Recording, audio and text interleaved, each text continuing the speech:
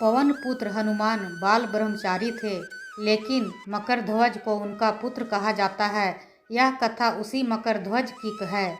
वाल्मीकि रामायण के अनुसार लंका जलाते समय आग की तपिश के कारण हनुमान जी को बहुत पसीना आ रहा था। इसलिए लंका दहन के बाद जब उन्होंने अपनी पूंछ में लगी आग को बुझाने के लिए समुद्र में छलांग लगाई तो उनके शरीर से पसीने की एक बूंद समुद्र में गिर पड़ी। उस समय एक बड़ी मछली ने भोजन समझकर वह बूंद निगल ली। उसके उदर में जाकर वह बूंद एक शरीर में बदल गई।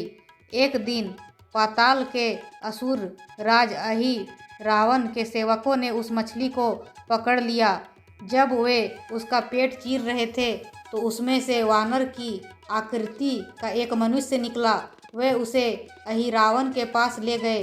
अहिरावण ने उसे पातालपुरी का रक्षक नियुक्त कर दिया। अहि वानर हनुमान पुत्र मकरध्वज के नाम से प्रसिद्ध हुआ। जब राम रावण युद्ध हो रहा था तब रावण की आज्ञा अनुसार अहिरावण राम लक्ष्मण का अपहरण कर उन्हें पातालपुरी ले गया। उनके अपहरण से वानर सेना भयभीत व शोकाकुल हो गई, लेकिन विभीषण ने यह भेद हनुमान के समक्ष प्रकट कर दिया। तब राम लक्ष्मण की सहायता के लिए हनुमान जी पातालपुरी पहुँचे। जब उन्होंने पाताल के द्वार पर एक वानर को देखा तो वे आश्चर्यचकित हो गए। उन्होंने मकरध्वज से उसका परिचय पूछा। मकरध्वज अपना परिचय देते हुए बोला, मैं हनुमान पुत्र मकरध्वज हूँ और पातालपुरी का द्वारपाल हूँ।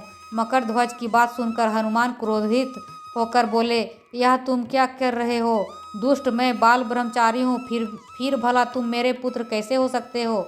हनुमान का परिचय पाते ही मकरध्वज उनके चरणों में गिर गया और उन्हें प्रणाम कर अपनी उत्पत्ति की कथा सुनाई।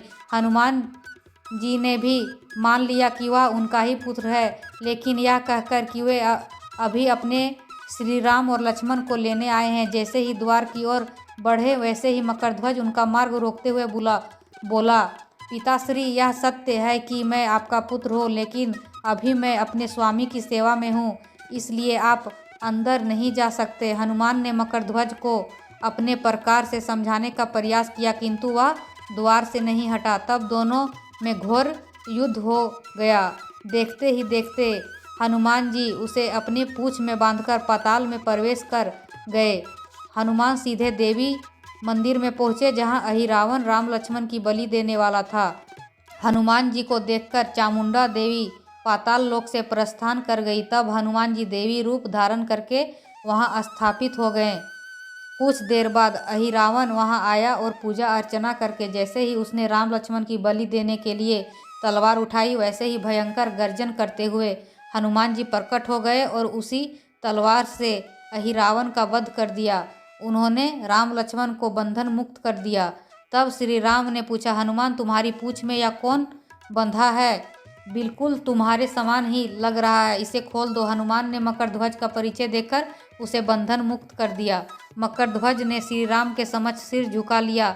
तब श्री राम ने मकरध्वज का राज्याभिषेक कर उसे पाताल का राजा घोषित कर दिया और कहा कि भविष्य में वह अपने पिता के समान दूसरों की सेवा करे। यह सुनकर मकरध्वज ने तीनों को प्रणाम किया। तीनों ने उसे आशीर्वाद देकर वहां से प्रस्थान कर गए। इस प्रकार मकरध्वज हनुमान के पुत्र कहलाएं। तो दोस्तों, अगर थोड़ा भी वीडियो पसंद आया तो प्लीज़ सब्सक्राइब कर दीजिए जी। धन्यवाद जी।